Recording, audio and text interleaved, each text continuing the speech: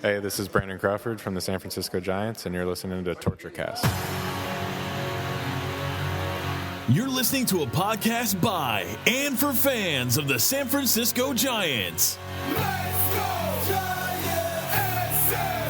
With hosts Willie Dills, Chad King, Ben Lee, and Eric Nathanson. Dedicated to the greatest team in Major League Baseball, the San Francisco Giants. This is Torture Cast. Standing on time, not gonna stop. We came to play, ain't slowing down. Falling on, we're here to stay, and we're stomping on whatever's in our way. I'm feeling like a Giant tonight. It's Thursday, May 11th, 2017, and this is episode 121 of the Torture Cast, the podcast by and for fans of the San Francisco Giants. And I'm telling you, if you're still a fan of this team, well, kudos to you.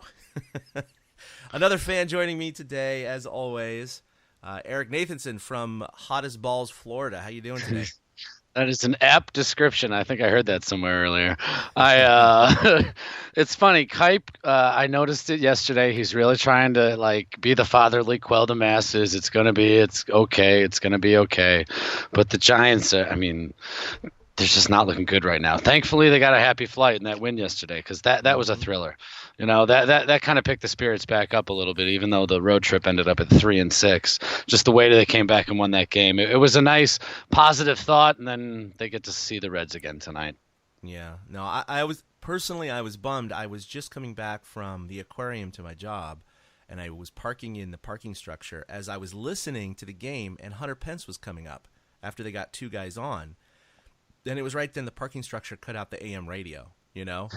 And then my hands are full. I've got like 3 backpacks and a towel and a gym bag, and I'm just like weighted down. I got to cross the street. I'm getting in my office. People stop me. They're talking to me. And it's not for another 20 minutes can I check the game, and I see that they won. And I was like, what the hell happened? So I was kind of bummed that I missed all that. But also kind of happy that I missed how they almost blew it again in the bottom of the ninth. Which is just because I saw the score because it was 3-2 at the time when I was listening, and it ended 6-5 in 9. Yeah. And I was like, yeah, they got a what the hell? 6-3 lead and then still gave 2 back and only won by 1. I just, it's only the Giants right now. I mean, I know they still won, and they're happy, and they got the win. It's just, again, it's a dirty win. It's like when they win, they can barely do it, you know? Yeah, but it's a celebratory win because literally to the day, 2 years to the day, they hadn't won a game that they were trailing heading to the ninth. Now, they tied other games and got beat in extra innings, or they'd gone into extra innings in other circumstances. But every game that they were losing heading to the ninth over the last literal 2 full calendar years, they lost like 133 straight. Yeah, and they finally got over that hump over Familia, who it turns out might have something wrong with his shoulder. He's going to get looked at by a special surgeon, something with his arteries. So it's actually kind of concerning. Yeah, I had no idea. I saw that right before I came on. But it was positive to see them do that. And Arroyo, the kid, be the one to have the blow, come through to clear the bases.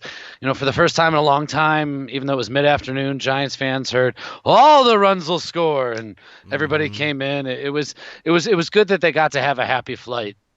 2 out of the 3 flights in this road trip, coming out of L.A. and then coming out of New York, were happy flights. So even though they went 3-6, there's a part of them that's got to feel good because they don't look good. I think I had messed up that number, but it started out 2 out of 3 in LA, and they really could have swept that series. They shouldn't have blown that second game, but point being, they went on the road. It was like, okay, we're going to turn the season around now, and they just ran into a buzzsaw in Cincinnati. Absolutely got tattooed. I mean, not one of those games was close. They got outscored 31-5, for God's sakes. 31-5 over 3 games. I mean, it was just put up the white flag, man. It was just awful. It was just awful. And then coming to New York, they play another tight game to lead off the series. They're leading in the 7th, and the bullpen blows it. They lose it.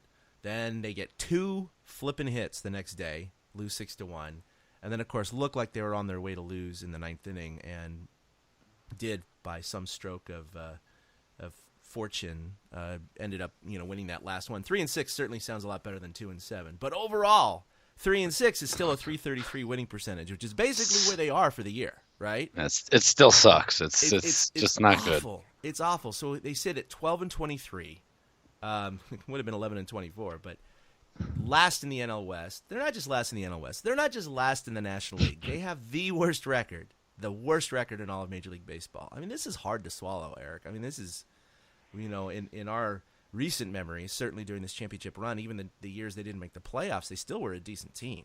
Yeah, I'm looking at our notes, in front of us that are open, and I'm just seeing the tabs underneath of NLDS preview and wildcard preview, and I'm like, where is that team?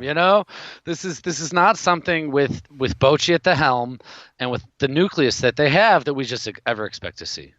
No, and the, we'll talk about this in the rest of the podcast, but there's a lot of components that are still here from those good teams, and yes, they're dealing with injuries, and yes, there have been some problems. But it just seems like a performance collapse by multiple veterans all at once. And I think that's really the crux of the problem. I know people do like to point to injuries. I get it. I still don't think that's the core of the problem.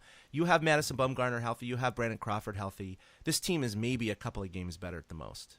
That's not the problem, guys. It's not just the injuries. Jarrett Parker going down in left field. Ooh, boy. Not like he was going to carry the team, And even Bobby Evans has admitted that they may have miscalculated the left field position. It's like, yeah, you think, dude?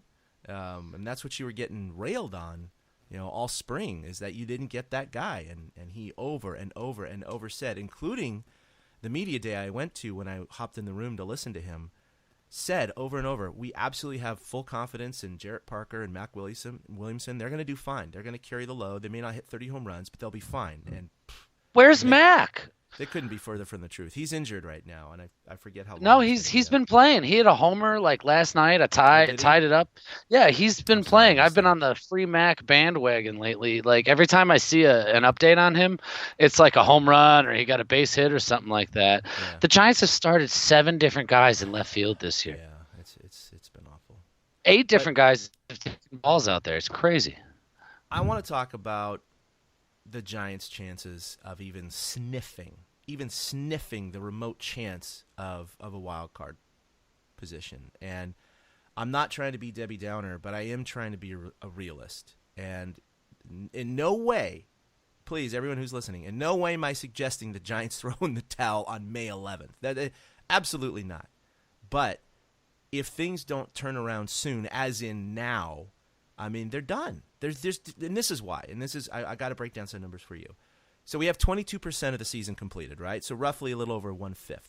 Right. Okay, there's still 4/5 of the season roughly to come back from. That's good. But in that time frame, I'd say, and I don't know if you'd agree or not, looking at past win totals of wild card teams, 87 is a reasonable number, and it might actually be a little low. Some wild cards have had to get 88, 89, 90. But I'm just putting 87 as a benchmark. It's a good middle. It's a good middle of the road. Between 85 and 90 seems to be where they always fall. So I'm thinking 87 is what you got to shoot for. So they have to go 75 and 52 the rest of the way.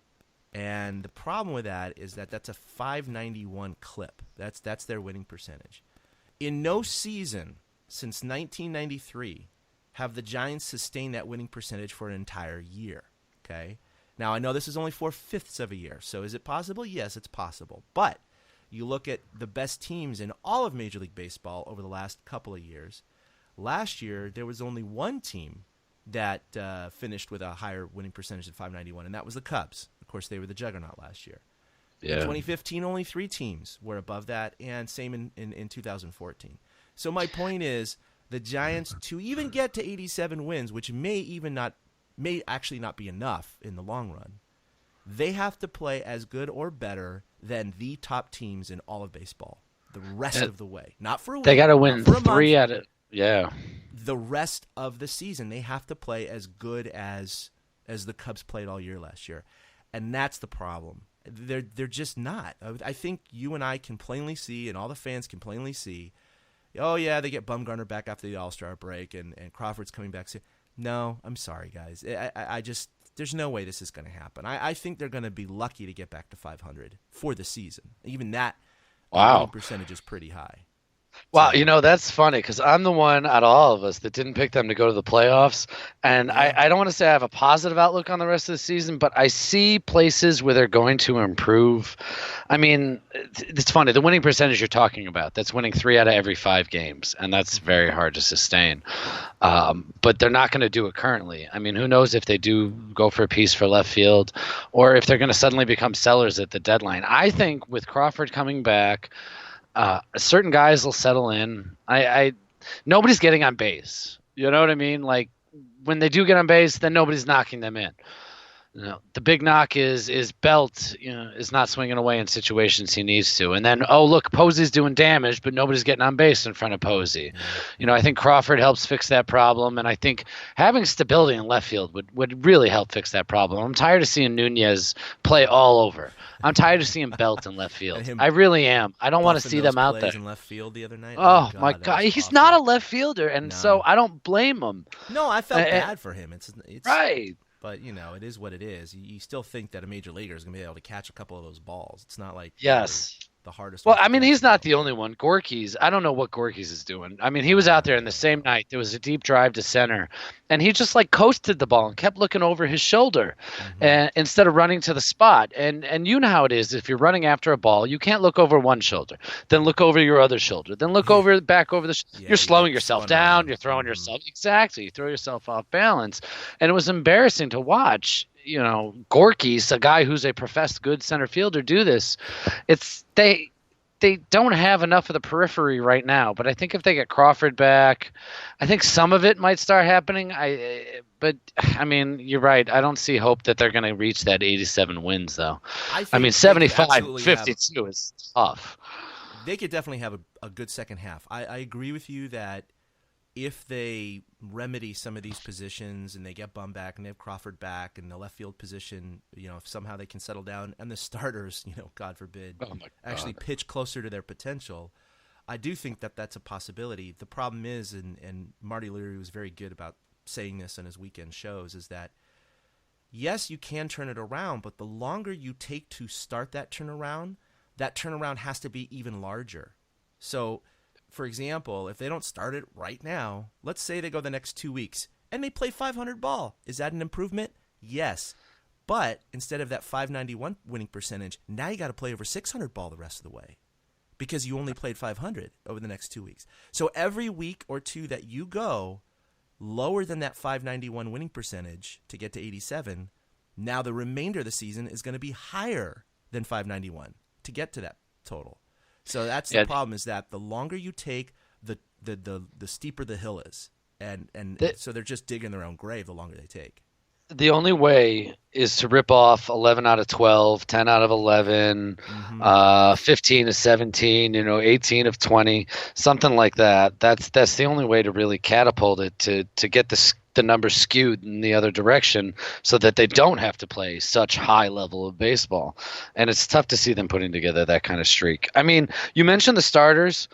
I think Samardzija is actually doing okay. I think Kane's fine. Matty Moe, I don't know what's going on. And Ty Block's okay.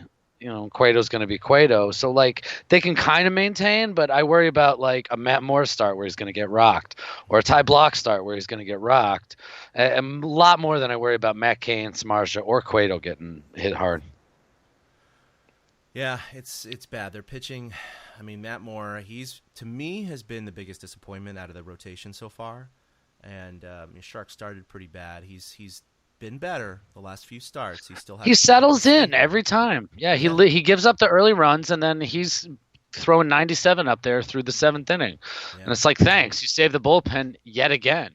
Yeah, no, he's definitely. And if you look at the Giants' stats, they're actually number 2 in total innings pitched by starters, even though they're second to last in starters ERA, it's a converse kind of thing. You would expect a team that has their starters getting rocked is going to have, on average, fewer innings pitched, and their bullpen is going to be taxed more. But you're right; it's guys they got like blown Samardzija up last week, right? And Cueto and even Matty Moore, who can, they might get blown up in the first 2 innings, but then they settle in and they can at least lengthen their starts, so they save the bullpen. So there is value to that, but I'm tired of talking about that value. We need better value. We need to actually have good performances here and there, They still have time to turn it around, but, they're not on a good trajectory. I mean, look, they're last in the major leagues. I don't think any of these stats are a surprise to anyone listening out there. They're second to last in the NL in hitting, batting average at 227. Oh, right? Their on-base percentage is only 288. It's under 300. I mean, that is like below the Mendoza line for on-base percentage. They're dead last in the NL in home run slugging, OPS, and runs scored. So all your offensive categories, they're at the bottom of the barrel, and they have 13 home runs. That's still 6 home runs behind the second to the last team. They have 19. So it's not like they're a couple home runs behind. I mean, they are yards behind the lower third of the group. So their power is non-existent. And that's just those numbers have only been helped recently, of course, by Buster Posey going on his little mini barrage of 3 solo jacks in 3 games in New York. But overall, there's just, complete power outage. He is trying like hell to put the team on his back. You could see it in New York this week. Every swing has that determination to get them out of the funk. And he was all over the base paths. He had 1 or 2 hits the other night. The 3 solo shots you mentioned. It's like Buster has the F this. Let's get out of this, because he knows all those numbers you listed off. It seems like he knows that, but if the guys around aren't doing it, if guys like Pence are barely ever hitting the ball, if Belt's either striking out or walking, it's not beneficial. Yeah, I mean, I'm jumping around the notes here, which is fine. Yeah, you're good. I'm doing super long today anyway. But look at Buster Posey. He has 5 home runs on the season now. He just hit 3 home runs in 3 games. He has 8 RBIs for the season. Seriously. 8 RBI, man. I honestly didn't know it was that low. I was shocked by that. I was putting it out there yesterday. He's driven himself in 5 flipping times. So nobody can get on base for him?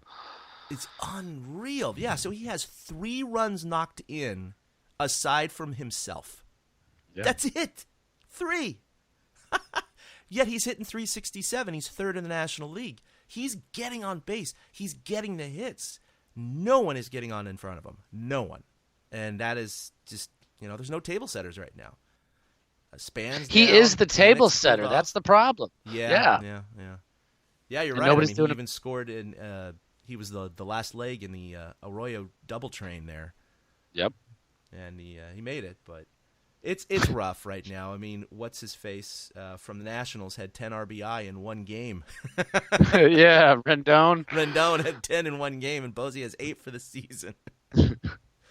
But he's our cleanup hitter. Come on. He's our cleanup hitter. I know. And so you multiply that by 5, so he's on pace for 40 RBI for the year. Could you imagine? Buster freaking Posey hits over 300. Maybe, he's on pace for 25 home runs and knocks in 40. Can you imagine if that's at the moment? Itself? I can at the moment, because the offense can't do diddly. So I totally see it happening. He's gonna hit 20 solo bombs this year. He's going to be at the All-Star game, right? He'll probably be hitting 340 or 320. He'll probably have 10 jacks, and he'll have 18 RBI at the All-Star break. And people are going to see that and go, wait, is that a typo? Wait a minute. Yeah, those other numbers are nice, but what is RBIs? I think you're missing a number here. Oh, awful. Anyway, so, of course, worst record in the major leagues. The pitching, which we've already talked about, but when you break it down as a team, they are second to last in the National League in ERA at a 4.81 and batting average against 264. So your team is hitting 227, but your pitchers are allowing a 264 average. So that's roughly a 40-point differential. Which there you go. That's why you're getting outscored.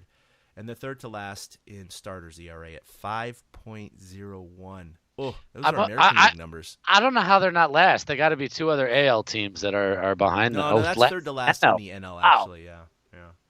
Oh, so the Braves and somebody else. That's what it's got to be. Yeah, but they've been getting shelled. The starters specifically, they had in the Cincinnati, and then with the LA shellacking, the Giants had starters allow 9+ runs in 3 or 4 games, and they were only the 4th team to do that in the last 60 years. That is how bad it was. Yeah, Kane gave up 9. Thanks, guys. Yeah, right, and then they won the last game against LA, and then those first 2 games when block, and I don't even remember who got hammered on Saturday last week. That's so long ago already. They're so bad.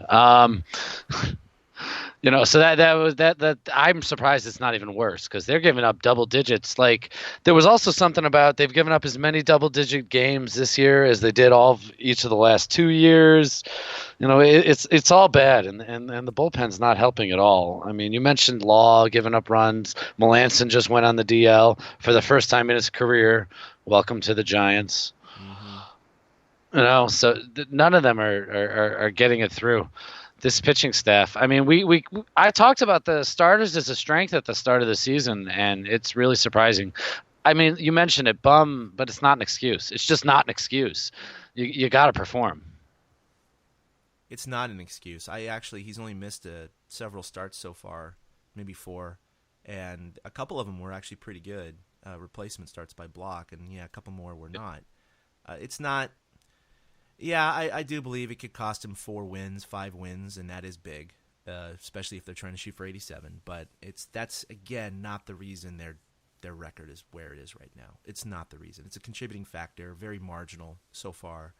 It's just the performance from everyone. That kind of leads into who's hot and who's not, and there's really no list on who's hot except for Buster Posey, and there really isn't. Maybe Christian Arroyo, because he is the rookie and he's getting the big hits. Overall, his numbers aren't fantastic in terms of batting average, but he's choosing his spots. He's getting the hits at the right time. So he's getting the clutch hits. Yeah, I was going to say the most impressive thing about Arroyo was Tuesday night, he went 0 for 4 with 4 strikeouts. Yeah. Wednesday, he came out and he worked every at bat. He made contact, and then he came through with the clutch hit in the 9th inning.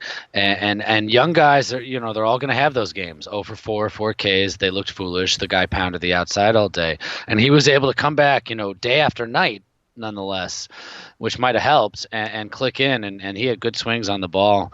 I'm really, really high on this kid. So I would consider him hot because, he's still getting in, getting on, and getting over. The other guys aren't.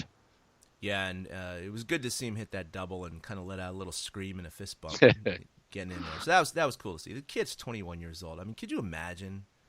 I mean, I know what I was doing at 21 and what I was thinking and how I acted and what I said. And now he's got to carry himself with those young 21 years of experience into the major leagues and under all that pressure. It's got to be tough, but so far he is excelling. And now Bruce Bochy, of course, he was asked, hey, are there long-term plans to keep Arroyo up here after Crawford comes back? And he's like, oh, absolutely. We're keeping him up here. He earned it. Yeah, he's like, no qualms about it. And he said specifically, we need his bat. And so when Crawford does come off the DL, it'll be interesting to see who they send down and how they shift everyone around and how left field situation's going to play into that. They picked up some guy from the Squirrels just for yesterday, some reliever guy. I don't remember. So I think he's the one that'll come off the DL when Crawford gets activated to start tonight's game. Okay, yeah. I forgot his name. Arroyo at third. So, there goes Nunez and others that are getting replaced. And we've already seen Nunez in the outfield. So Nunez, he's going to be a tradable asset, I think. Come July, Nunez is a guy the Giants can move. Now, he was an all-star last year. He's just off to a really cruddy start. I mean, not as bad as some of the other guys. He's okay, I guess, but he hit 16 home runs last year. I don't know how. His swing looks like crap lately. His hands are flying through like it's just all like that swatting at the ball type stuff. It's not a good solid swing. But we talked about the starters, about who's not hot right now. Moore at 6.52, Shark at 5.44, Block at 5.66. Contos has been a big disappointment. He's come in and he's really blown a couple of games, more than a couple of games, in good situations where the years past he's kind of shut them down. 5.52, but I don't have his inherited runners scored right now, but they got to be pretty high because he's come into some pressure situations with guys on base and just completely shit the bed. Yeah, yes. This year it has. It's the opposite of what we saw. I think there it is. 9 runs and 13 innings of work. Holy crap. I don't have the inherited runners. It's probably a lot though. He comes in. You're talking about those situations though, where the game could either be blown open or he can keep them close. And when he comes in, it's getting blown open. It's getting blown open every time almost. Brandon Belt, look, he's getting a lot of hate. He always has, and he's one of those. I don't know why he's such a controversial figure. I really don't. I mean, he's always up there at the end of the year in the top 5 in NL first baseman in like on base percentage and things of that nature. He is valuable. He is an asset. He's a great defender. He has some power. He's maybe hit you a dozen or whatever. But there are people really, really down on him, and I honestly don't know what they would suggest as an alternative. And the whole send Belt to left field and have Posey play first is just not happening, folks. It's not happening right now. Buster Posey does not want to convert to a first baseman full time. And he's so valuable behind the plate. He handles that pitching staff so well. He won a Gold Glove finally last year. He's one of the top defenders, if not the top catcher. So the Giants have no immediate plans to move him. Long term, yeah, maybe. But that's not a solution right now. So if that's not a solution, shut up about Brandon Belt. They don't have another option. Don't say Michael Morse or Connor Gillespie at first or some of these other random. It's not happening. He is the best option right now. I have issue with the fact that he doesn't swing the bat sometimes when there's runners on base. Mm-hmm. And it's not that he's looking for a walk. Belt's just one of those guys. He has a strike zone. He knows his strike zone. When he was raised, this is the strike zone, and he learned it. And he's not going to expand his zone. So he's not going to start swinging at pitches just off the plate. I'd love to see him do that just to drive and run sometime. Yeah. But that's my only qualm. There's going to be stretches where he doesn't hit, but there's literally no other alternative. He's still in the top 10, at least in the whole league in WAR for first baseman. His on-base percentage is in the top 10 in the National League. I know that off the top. I don't even know what the number is, but it is. Yeah. Even though he went, 0 for his last 18. So he's still getting on base, and he's still scoring runs. And I actually think he's leading the team in runs driven in. So there's value there. I don't get where people think there can be a replacement, but I would like to see him be more aggressive at the plate and attack the ball. But I can't change him. It's up to Bochy. I'll agree to with put you him on somewhere. We both agree that there's not another option, but at the same time, he's 0 for his last 18. He's down to a 220 batting average. He does seem to be a little picky in a strike zone, and it would be nice. When you have those two, that runner on second base with 2 outs, right? Yeah. And he's taking the walk on these close pitches when he's one of the guys that the team relies on to drive runs in. And, him getting a walk and then the next guy getting out didn't really help the situation. And it's usually Pence coming up behind him because Belt's been in the 2 spot. Mm-hmm. And as you've got written here, Pence has not been good. So it's like Belt takes the walk and then it's like, oh, shit, now they can't drive the run in. He seemed like a better chance even though he's hitting 220. I trust him over Pence in that kind of – it's strange to say, but, Pence has looked awful at the plate at times. So every time Belt draws that walk, he's not getting driven in, and a lot of times it's technically killing the rally. Exactly. It's right in the middle of a rally killer. Pence, like you said, he's 3 for his last 24. So his averages dropped quite a bit. I mean, he was hovering over 300 for most of the season, and lately he's been taking a tailspin. Gorky's Hernandez. I know we love to toy with him and have fun with him. I still expected better than 179. Come on. Heck yeah. Come on. 179, man. And like you said, he's been taking some bad routes to balls and just not. Again, you add up all these guys, and I know he's not a superstar, whatever, but it just seems like everyone except for Buster Posey is underperforming all at the same time. And on a baseball team, there's always a few guys in a slump. Always. But the rest of the team picks them up, right? That's why you have a team. You have 25 guys on the team, and if you have a couple guys in a slump, someone else gets hot. 2 guys get hot. A pitcher pitches a shutout. The closer comes in and gets 10 saves in a row. But right now, that's not happening to anyone except for Buster Posey, and he can't drive anyone in. He's trying to hit the grand slam by himself, and he just can't do it. So, you have one guy that's been responsible for quite a few wins. And other than that, the team's got to step up. And I don't know. Bochy certainly can get upset and angry and frustrated and all those things. Not like a Terry Collins or what have you. But I do wonder how many behind the doors meetings have happened lately, or if they've happened at all, and if not, when will it happen? Will there be a Hunter Pence, sermon? Will there be a closed door session with just Bochy and a few of the veterans to pep up the team? I mean, there's got to be something at some point. Yeah, I think it's probably been there. That's part of why I think Posey has gone out and homered in 3 straight. I think that after that Cincinnati series, I wouldn't be shocked if some of them chit-chatted before the New York series. But it can only do so much. You know what I mean? Like poking and prodding and throwing this and being upset at that and having discussions about it only does so much, if the guys don't go out in the field and eventually perform at the level they should. And you know what it is? They just don't have the talent right now. This bench has been depleted. We've gone through so many left fielders. Kelby's, actually I've been liking Kelby. He's been giving tough at-bats. But, I never expected him to be in the infield again this season. Gorky's is getting starts every frickin' day. Justin Ruggiano, yeah, he had a solid game yesterday. But, where'd he come from? And if Ruggiano, if you want to grab that job, man, take it. Yeah. If you could start driving some balls, over the fence and being more consistent than anybody, Giants fans will be totally happy with that. It's just you look around though. There's not the talent there as much as there once was. What is that? You said 7 different players have played left field, and that's in 35 games.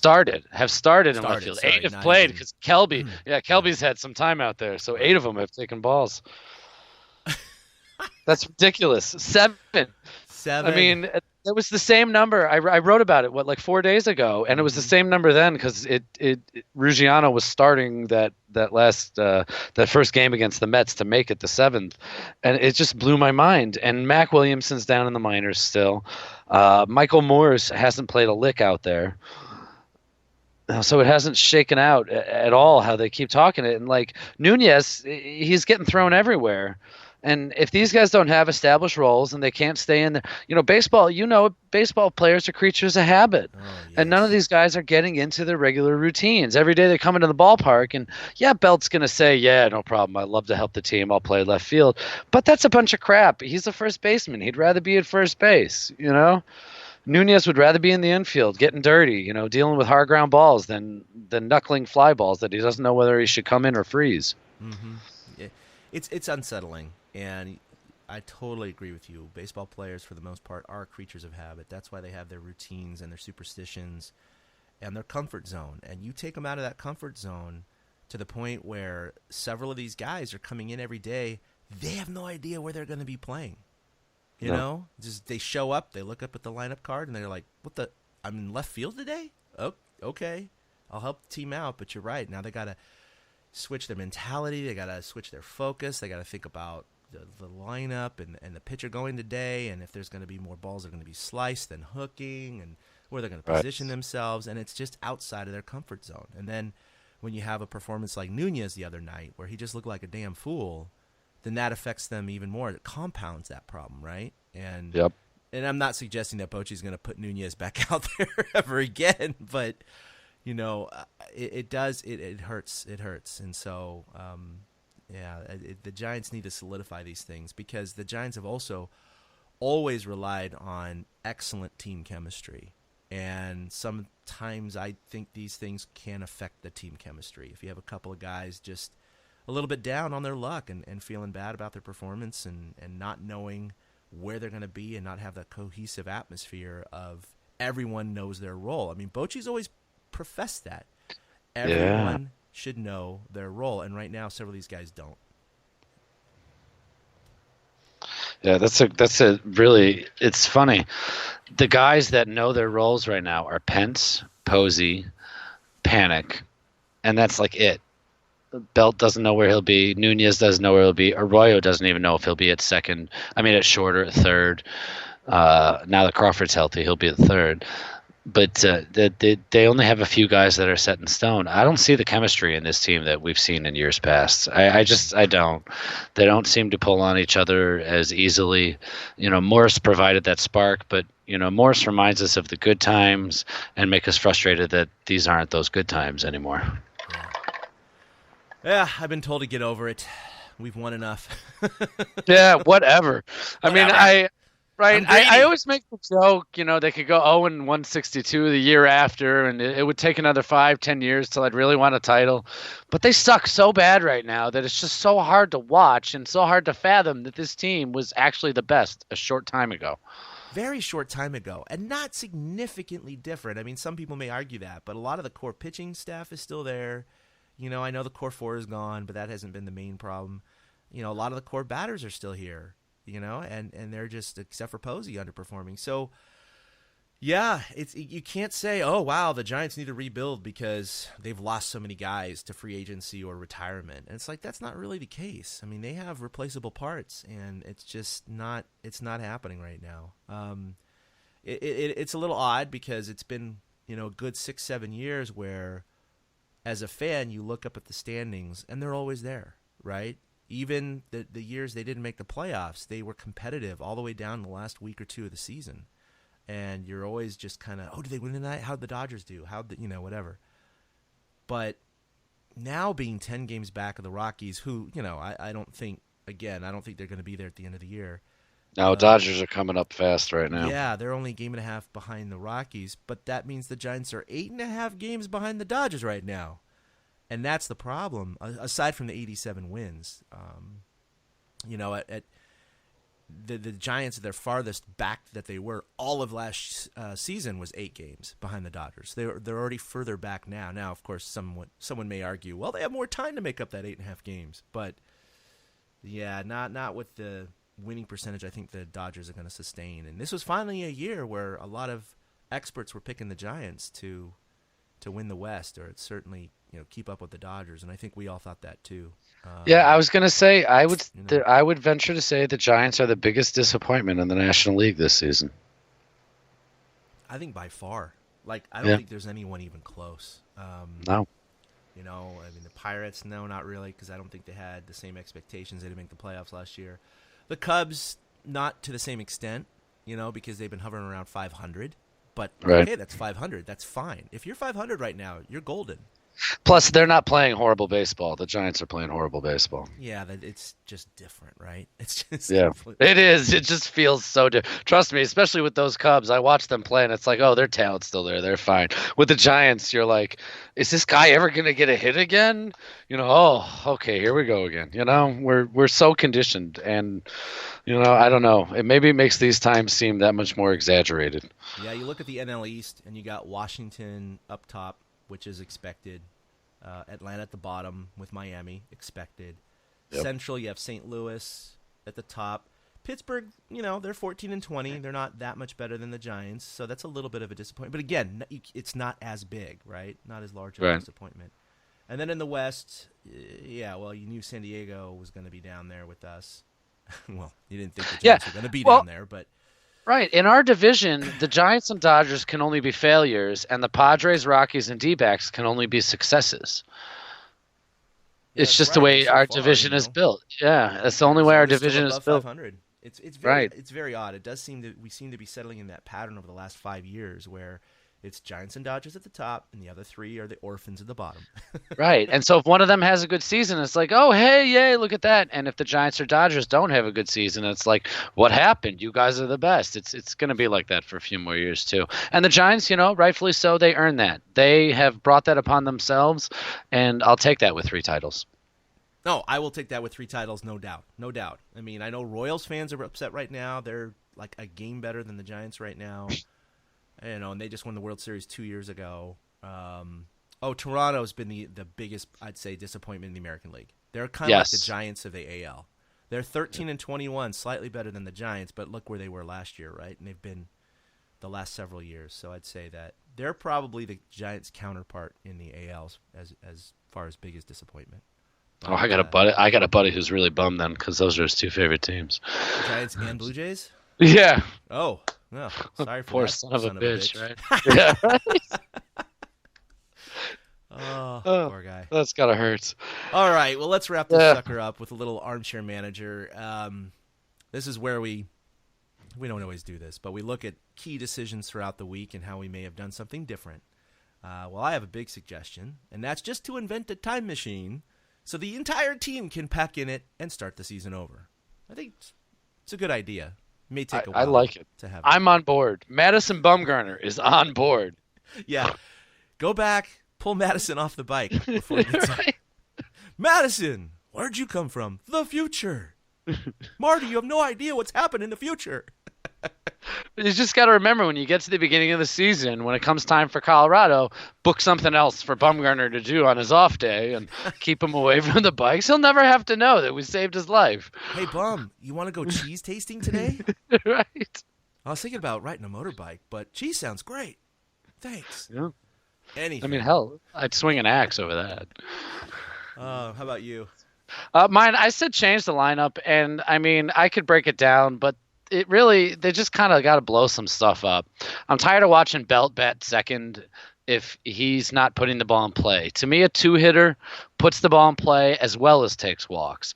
And Belt is such a three true outcome kind of guy, walk, homer, strikeout, that I don't like him in the two spot. You know, if he wants him like that, he should throw him at the top. But I'd like to see Panik at the top more, and I'd like to see Arroyo maybe batting second. Yeah. Since his power, I envision him as like a 4 or 5 hitter in the future. But right now, as he's developing, I could see Panik at the top and Arroyo batting second. And then, honestly, I wouldn't mind seeing Belt in the 3rd spot, Posey in the 4th spot, and then Pence in the 5th spot. But, I mean, I don't know. They got to blow it up somehow. That's how I'd change the lineup a little bit. Panik has been all over the lineup. There's no set spot for him, and I can't stand to see Brandon Belt bat second anymore. No, I'm with you on that. I know he has Put a the good ball in on-base play. percentage, but yeah, he's not pulling the trigger a lot. And you know, Christian Arroyo is interesting because he's only 21 years old, so he hasn't even fully developed physically. You know what I mean? He still has room to grow, and he's never been a power hitter his entire career. In fact, before AAA, I think he had something like 4 career minor league home runs, or maybe it was 6. Anyway, it wasn't a lot in like 600 something ABs, and now he has 3 already in just his short stint here with whatever he has, 70 or 80 at bats. So the power is suddenly developing, it looks like, and I guess if that trajectory continues, maybe in 2 or 3 years when he's age 23, 24. Maybe he's going to be a 20 home run kind of guy. I mean, that would be kind of sweet. But I do agree, maybe right now, you can't rely upon him as a power threat now. It's not like that switch was suddenly turned on and he's going to hit 25 home runs this year. But No. he is getting some of those clutch at bats, and he is getting on base. And yeah, something like a 2 spot ahead of Belt, not ahead of Belt, but in place of Belt, I think is a decent gives idea. him- It's not a yeah. bad idea, that's for sure. Right, gives him more at bats, gives him time to season, and like 2 of his 3 home runs were not like bombs; they were the line drive variety that you knew it was a rocket off the bat. You just didn't know if it had enough to carry, Yeah. and that's fine. That means he's a gap to gap hitter. That means he's looking for contact. He's not looking for power right now. Not at Whereas Belt is looking for power when he swings the bat every single time. So, I mean, give the kid a chance. Why the f not? Yeah, Panik, I do believe, should just remain at the top. And what do you think about Span when he comes back? I mean, he just I'm worried that if Span isn't at the top when he comes back, he's going to be a pouty, whiny guy and not hit well in the 7th or 8th spot. That's what I'm afraid of. Because Bochy, as you mentioned, loves to establish roles, and it's been established that Denard Span is a leadoff hitter. And I don't want him back leading off. He wasn't getting on base. He's not drawing walks, and you can't even blame the injury for that. So I'd love to see him down in the 7th or 8th spot. I fear Bochy's going to put him back at the top.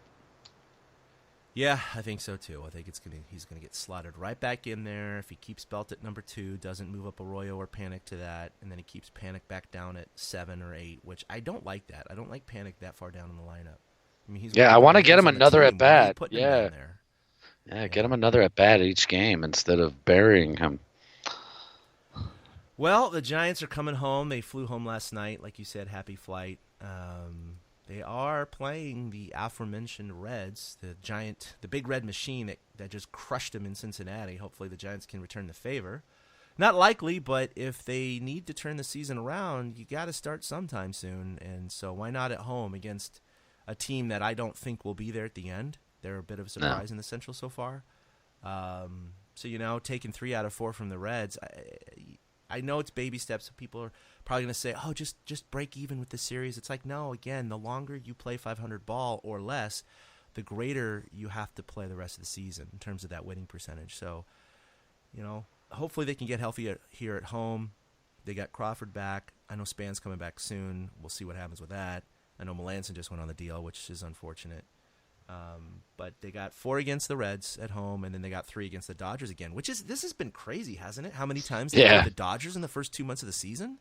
I'll never be sick of the Dodgers, but now I feel like we're not going to see them that much in like September when it matters. Yeah. So I feel like we're going to kind of miss out. It's been 7 games already, so this will put them at 10. So that's half their season series will be finished, and it'll be a week from now. So middle of May already. Yeah.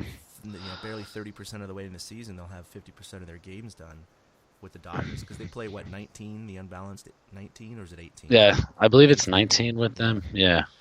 So yeah, hopefully when we record either Monday or next Thursday or the following Monday, and we're going to try and reestablish their schedules now. It's been my fault. I've been coaching softball and I've had to switch my days around, but hopefully we'll reestablish back on Monday because Ben hasn't been able to join us because he works on Thursdays, but hopefully we'll have the whole gang back together for the next time. But any parting thoughts, Eric? This is kind of a depressing time for Giants fans. No, I mean, you mentioned they have a head, and I know we'll record sometime in there. Then they're going on another Midwest tour. The Giants, it's nice that they got rid of their 3-city trip. This is the only one they had all year. So, I mean, the best thing I can say is maybe they'll fall into a routine, and maybe that can help them win 3 out of 5 because that's their best chance. Yeah, their schedule the rest of May is not very favorable. They have the Reds, which, again, I don't think they're going to be there at the end of the year, but they're playing well now. They played well against New York, too. 3 against the Dodgers. Then they go on the road for 7, and they got 3 in St. Louis. They've been playing well. And, of course, 4 at Chicago, which lately, the last couple of years, they've just been trounced there. Then they come back home. 3 against the Braves, and, of course, they're a pretty poor team. I think that's their easiest one on the entire schedule of May. And then they're facing the Nationals, which they're one of the hottest teams in baseball right now. So the rest of May doesn't look fantastic, to be honest. But you never know, right? Everyone plays similar opponents except for your division, so you got to win somewhere. It doesn't matter. You can't always just beat up on the poor guys and do poorly against the good guys. You got to take some wins from the good guys too. So not if you are the poor guys. Well, yeah, it's weird. I think people are looking at the schedule going, wait, we play the Giants this week. Sweet. Okay. Yeah. We'll take 2 out of 3, 3 out of 4. I mean, Reds fans have got to be loving it. They just watched their team kill the Giants last weekend, and hey, we get the Giants again next week. Oh, for 4? Thank you. They got to be loving it. And then the Giants are going to win a bunch of 2-1, 3-2 ball games, and the Reds fans are going to be all confused. Yeah. When was the last time the Giants scored 10 games? I think they've done it once or twice this entire season. It's been awful. All right, well, that'll do it for the TortureCast. You can follow us collectively on Twitter at TortureCast or individually at for myself at ChadK21, for Eric at 2OutHits, that's with the number 2, for Willie Dills at Willie Dills, and for Ben at Fried Duck. That's 2 Ds there. You can also like us on Facebook, and we don't have any Instagram. We don't have any Snapchats. We don't have any of those things. We're too old for that crap. So. Yeah, we definitely are. We don't need no filters on our faces. We're ugly enough. So yeah, I have a beard for that. Yeah, there you go. All right. Well, thanks for listening to episode 121. We'll be back next week for 122. Until then, may the Giants be blessed by MLB Jesus. Thank you so much, guys. Boom. A big thank you to everybody for listening to the TortureCast, the podcast by and for fans of the San Francisco Giants. Follow us on Twitter at TortureCast. You can also like us on Facebook or check out our blog at torturecast.com. I also want to say thank you to Ashcon and Bailey for letting us use their song Feeling Like a Giant for our intro. For Ben Lee and Chad King, my name is Willie Dills saying, we'll see you next time.